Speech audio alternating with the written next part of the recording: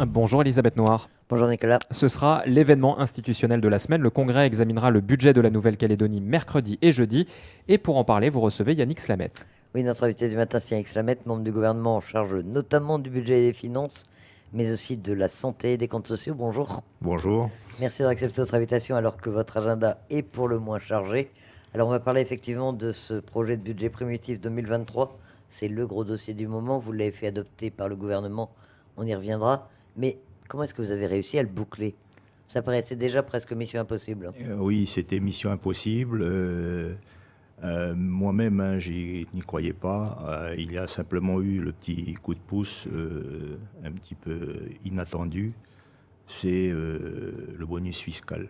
C'est-à-dire qu'il y a eu un rendement fiscal en 2022 qui a été au-delà de ce que l'on pouvait prévoir. Qui est due à l'inflation. Paradoxalement, c'est une conséquence positive de l'inflation. C'est une conséquence positive de l'inflation. Mais pas seulement, hein, puisqu'il y a eu les transactions immobilières qui ont augmenté. Vous avez même l'IRPP il y a eu un bonus aussi également. Mais c'est la TGC plutôt qui a amené ce bonus en matière de fiscalité, qui nous a amené des recettes, qui nous a un petit peu d'oxygène. Voilà. Donc. Alors on avait parlé d'une aide de l'État pour boucler ce budget. Finalement, il n'y en a pas. Et on n'a pas bien compris, l'aide, elle n'a pas été demandée ou elle n'a pas été accordée? Elle a été demandée. Elle a été demandée. Le président Mapou a écrit 2 fois. La première fois, la ministre des Outre-mer, qui est devenue la présidente de l'Assemblée nationale. Donc c'était tout à fait au Gaël début. Braun-Pivet au tout début. Il y a eu une Oui. relance. Voilà. Mais la difficulté pour l'État, hormis de se prononcer pour ou contre l'aide de la Calédonie, c'est que lorsqu'on en a demandé, sollicité plutôt l'aide de l'État, la loi de finances était déjà votée. Mais on dit aussi, enfin, il y a eu aussi des tensions entre le président du gouvernement et le ministre de l'Intérieur. Ça n'a pas de conséquences directes sur Non, ça cette n'a. non-participation de l'État au budget de la Nouvelle-Calédonie? Enfin, du moins, je l'espère. Mais non, je pense pas qu'il y ait de répercussions sur cette demande-là. Étant entendu que je pense que le président Mapou est le président de tous les Calédoniens avant d'être indépendantiste en tant que président, et que le ministre Darmanin doit penser de la même façon, mais je suis optimiste sur la suite. Ça veut dire qu'éventuellement, si besoin il y avait, l'État pourrait tout de même redonner un petit coup de pouce? Et j'espère. En attendant, parmi les critiques que l'on a entendues sur ce budget, c'est que c'est un budget insincère parce que certaines dépenses ne sont pas prises en compte. Vous-même, vous avez signalé ce point dans le débat d'orientation budgétaire. Ouais. Alors, insincère ou pas insincère? Ben, à partir du moment déjà où je le mets dans le DOB et que C'est je que le c'est mets dans, sincère. c'est que c'est sincère. Hein, donc là, ça c'est la première chose. La notion de sincérité en matière budgétaire, c'est une notion qui est très précise quand même. Hein. C'est-à-dire que lorsqu'on fait un budget, on ne doit pas minorer une dépense ou surévaluer une recette, ce que je n'ai pas fait. Je n'ai absolument pas fait cela. J'ai pris les recettes réelles et j'ai mis les dépenses en face. Et tout d'abord, les dépenses obligatoires. Ça, c'est important. Mais il y a des dépenses qui ne sont pas inscrites. Oui. Il va bien falloir quand même les payer. Comment est-ce que vous allez faire? Alors, ben, on reviendra justement à partir du moment où il y a des réformes qui sont en cours au niveau du bureau du Congrès, voire même l'aide de l'État hein, qui a été sollicitée. Je pense qu'on pourra satisfaire les dépenses qui ne sont pas inscrites au jour d'aujourd'hui dans le budget primitif. Mais en l'état actuel, ces dépenses, on ne sait pas encore comment on les finance, on ne sait pas Non. comment on les paie. Alors, Mais elles ne sont pas obligatoires. Hein. Je répète, ce ne sont pas des dépenses obligatoires. on parle des comptes sociaux notamment. Oui, ce sont les comptes sociaux et c'est surtout... alors les comptes sociaux, on fait surtout l'amalgame. Il y a dans les comptes sociaux, la dépense la plus importante, c'est le RHPA, c'est-à-dire le handicap.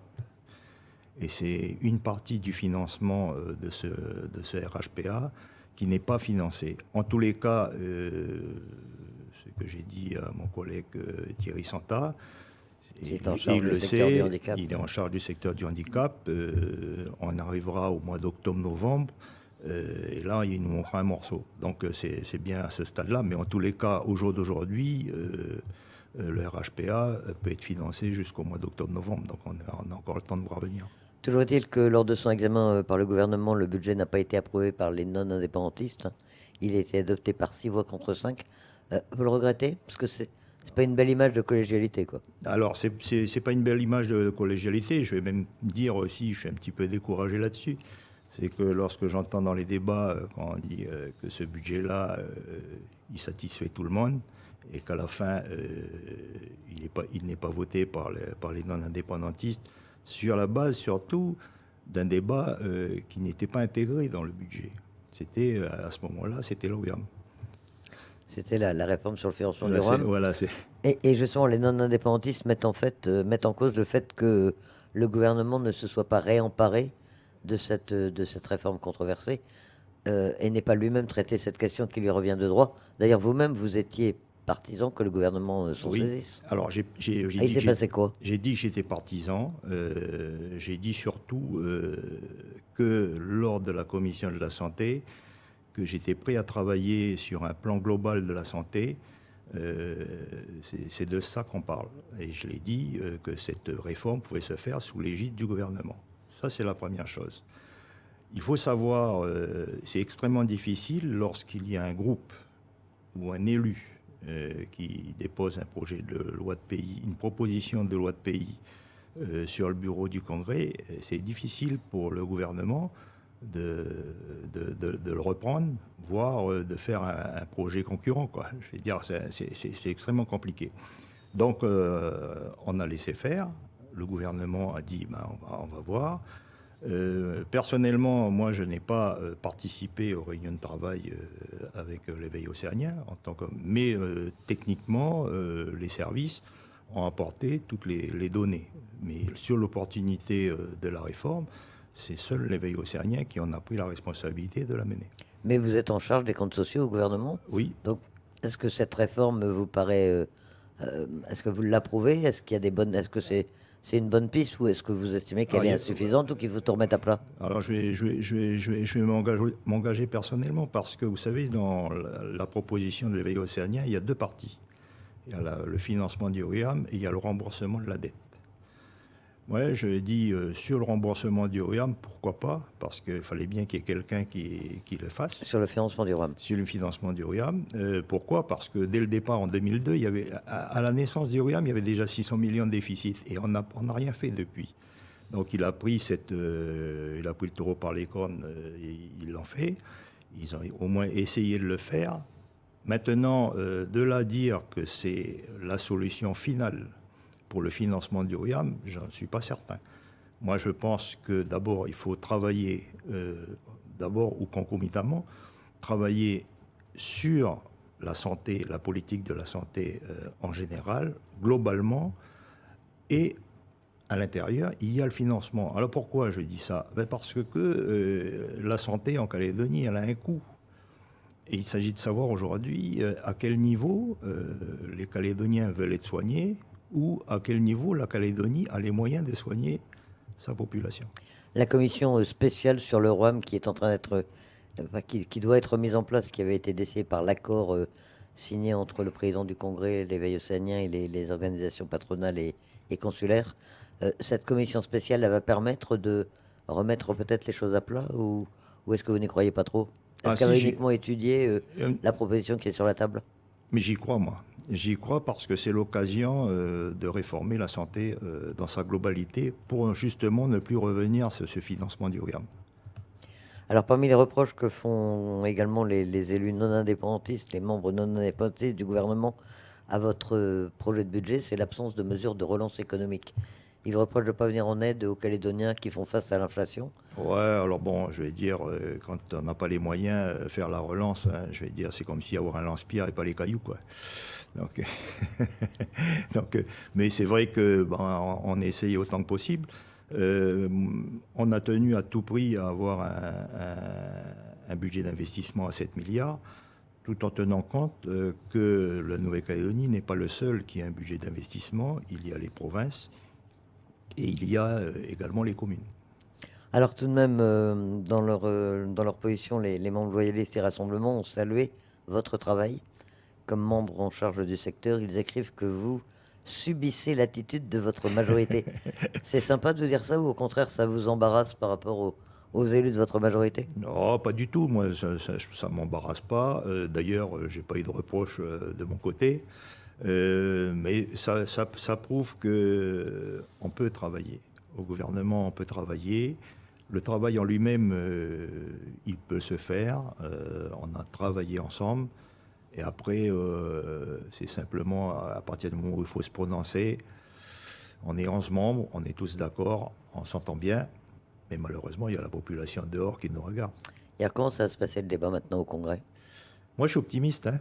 Je suis un optimiste parce qu'il y a eu la commission des finances qui est passée la semaine dernière. Elle s'est bien passée. Ça s'est bien passé. Il y a eu plusieurs modifications. Il y à a la eu des marge. modifications, il y a eu des questionnements, des réponses vont être apportées pour des demandes bien précises. Mais il n'y a pas eu contestation ou voire débat politique sur le budget lui-même. Alors qu'on sait très bien que le budget d'une collectivité, c'est l'acte politique le plus important de l'année. L'acte politique par excellence, est-ce que vous êtes sûr de disposer d'une majorité pour faire adopter ce budget et le faire adopter évidemment avant le 31 mars? Alors, ça c'est... Moi, je ne suis pas dans le secret des dieux, et encore moins dans celui de la province des îles, puisque c'est de ça que vous entendez. C'est vraiment... Les deux sont vraiment liés. Bah oui, puisque si le problème qui est à la province des îles ne se réglait pas, je crois qu'il y a trois ou quatre, plutôt trois élus qui sont indépendantistes, hein, puisque la province des îles est entièrement indépendantiste. Le débat se fait sur ces trois personnes, ou tout au moins l'attente se fait sur ces trois personnes, dont le président de la province des îles. Mais je pense que la raison doit l'emporter dans l'intérêt des Calédoniens et des gens de la province des îles, parce que dans ce budget, avec le bonus, le rendement fiscal qui est intervenu, qui a été constaté, les provinces sont les principales bénéficiaires de ce bonus. Et si le budget n'était pas adopté avant le 31 mars, c'est donc l'État qui reprendra la main. Ben oui. Et puis, mais je me pose deux questions, moi. Sur quelle base il ferait ce budget? Et la deuxième question? Eh ben, c'est de savoir si le gouvernement, le 17e gouvernement, subsistera ou résistera à ce non-vote. Eh bien, beaucoup de questions qui auraient des conséquences importantes. Merci Yannick Lamette d'être venu répondre à nos questions. Merci.